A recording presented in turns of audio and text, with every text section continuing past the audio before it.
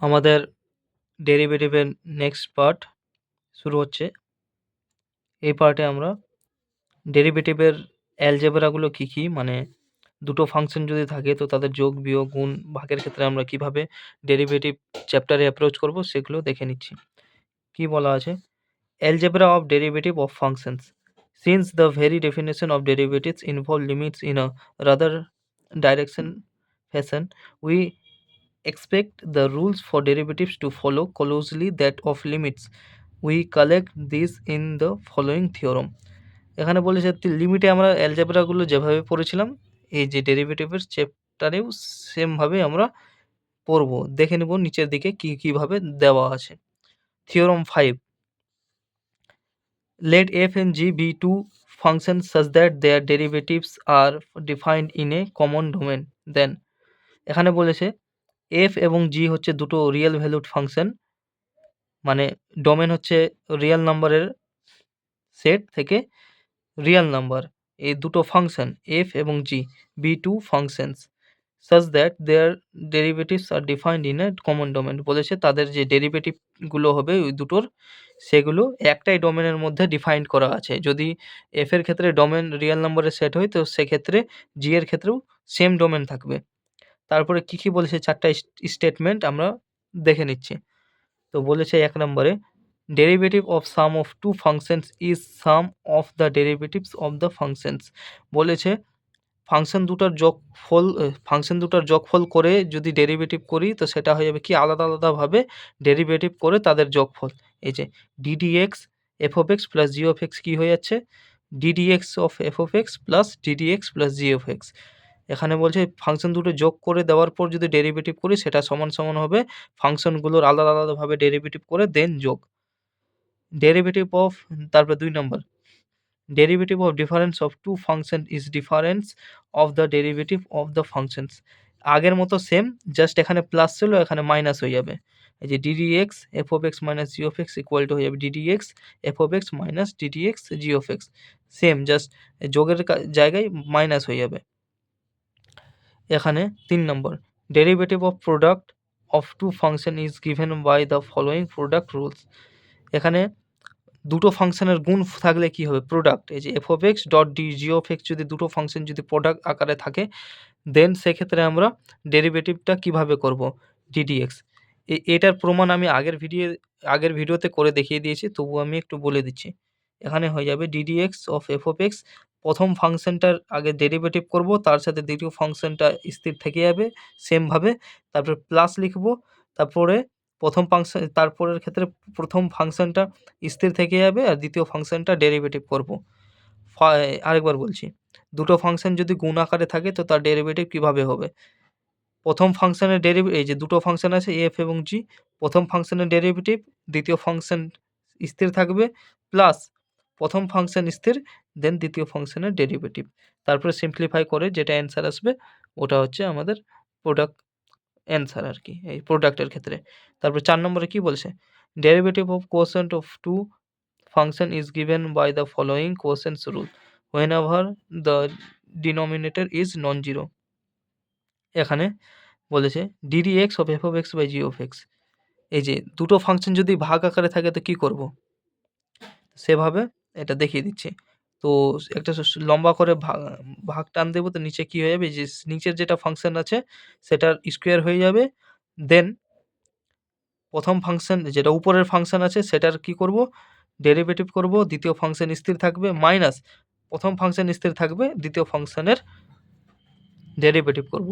আর এখানে একটু বিশেষভাবে লক্ষ্য রাখতে হবে, কারণ এই যে নিচের যে ফাংশনটা আছে জি অফ এক্স, এটা কিন্তু নন জিরো হতে হবে, কারণ যদি জিরো হয়ে যায় তাহলে এই যে সম্পূর্ণ F of x by G of X এটা ডিফাইন হয় না রিয়েল বাস্তব সংখ্যার মধ্যে, বাস্তবে এটা ডিফাইন হয় না। তাই জন্য বাস্তবে ডিফাইন করার জন্য এই জি অফ এক্সটাকে নন জিরো বলেছে, যে whenever the denominator is non zero, g of x ফাংশনটাকে নন জিরো হতে হবে।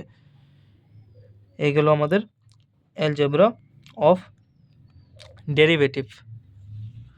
আর তারপর কি আছে 6 number theorem, derivative of f of x equal to x to the power n is n into x to the power n minus one হবে, যেখানে for any positive integer N.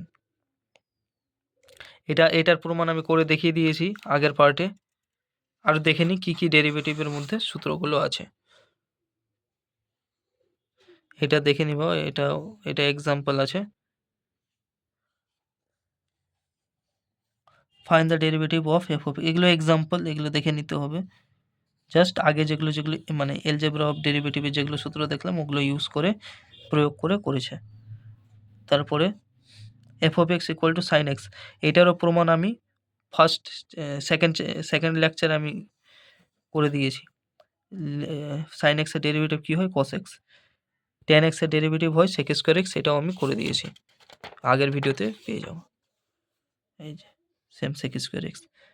তারপরে sine x, এই যে compute the derivative of f of x equal to sign square x. তো এটা কীভাবে হবে, এটা চেন রুল দিয়ে হবে। আমি আগের ভিডিওতে চেন রুল বুঝিয়েছি। Compute the derivative of f of x equal to কী হবে, সাইন স্কোয়ার এক্স যদি থাকে f of x, sine square এক্সের ডেরিভেটিভ কী হবে, চেন রুল দিয়ে করতে হবে। প্রথম মানে এক্ষেত্রে কি সাইন স্কোয়ার এক্সকে আগে প্রথমে 2 sin x হবে, দেন সাইন এক্সের যদি ডেরিভেটিভ করি তো cos x, তো 2 sin x cos x হবে। এই যে এফ অফ এক্স কী আছে, সাইন স্কোয়ার এক্স মানে কি sine x into sine X, এখানে প্রোডাক্ট রুল দিয়ে করেছে, তো সেক্ষেত্রেই দেখিয়ে দিচ্ছি। সাইন এক্সের ফার্স্ট ফাংশনের ডেরিভেটিভ সেকেন্ড ফাংশন স্থির, প্লাস ফার্স্ট ফাংশন স্থির সেকেন্ড ফাংশনের ডেরিভেটিভ। তো সাইন এক্সের derivative cos x, sine x থেকে গেল, প্লাস সাইন এক্স থেকে গেল, সাইন এক্সের ডেরিভেটিভ cos x। তো cos x into sine x হচ্ছে sine x, plus sine x into cos x হচ্ছে sine x cos x। cos x into sine x হচ্ছে sine x cos x, plus sine x into cos x হচ্ছে sine x cos x। তো এখানে একটা term, এখানে একটা term, তো হবে 2 sin x cos x। আর এটাই হচ্ছে আমাদের ত্রিকোণমিতিতে জানা আছে যে এটাই sin 2x। এভাবে বাকিগুলো করতে হবে, অনেকগুলো আছে এখানে, অনেকগুলো ভেরিয়াস টাইপস অফ ডেরিভেটিভ বলে দেওয়া আছে। এই যে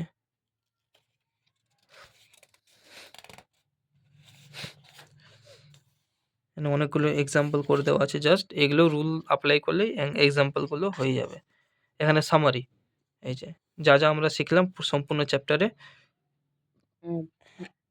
চ্যাপ্টারটার সামারি করে দেওয়া আছে।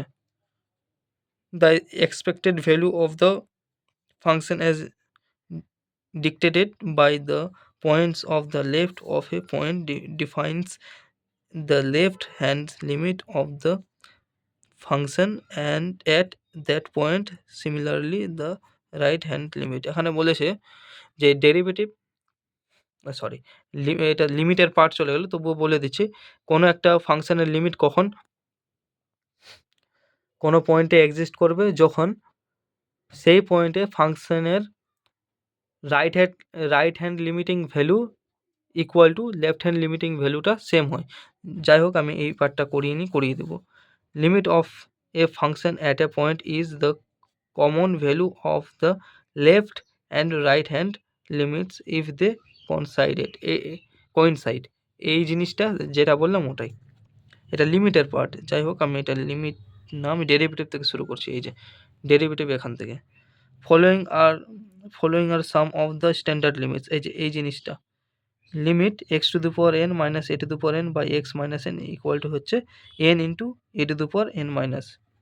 এটা আমাদের আছে জিওমেট্রিক প্রোগ্রেশন থেকে, এই জিনিসটা আসছে জিপি সিরিজ যেটা, এই যে এটাও লিমিটেরই পার্ট। আমি ডেরিভেটিভ ভুলে, যে ডেরিভেটিভ এখান থেকে শুরু হচ্ছে। The derivative of a function f at a is defined by, এটা জাস্ট এক্সের জায়গায় আগে এটা f of dash x equal to d of f of x d x equal to কি limit h tends to 0 f of x plus h minus f of x by h. এবার কী হচ্ছে, এবার এখানে এক্স পয়েন্টে বের করছে, তো এখানে এক্স আছে, এ পয়েন্টে বের করলে এক্সের জায়গায় এ হয়ে যাবে।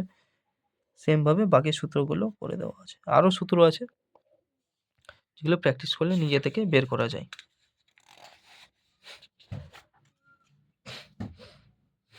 এই যে আরও আছে। ঠিক আছে, থ্যাংক ইউ।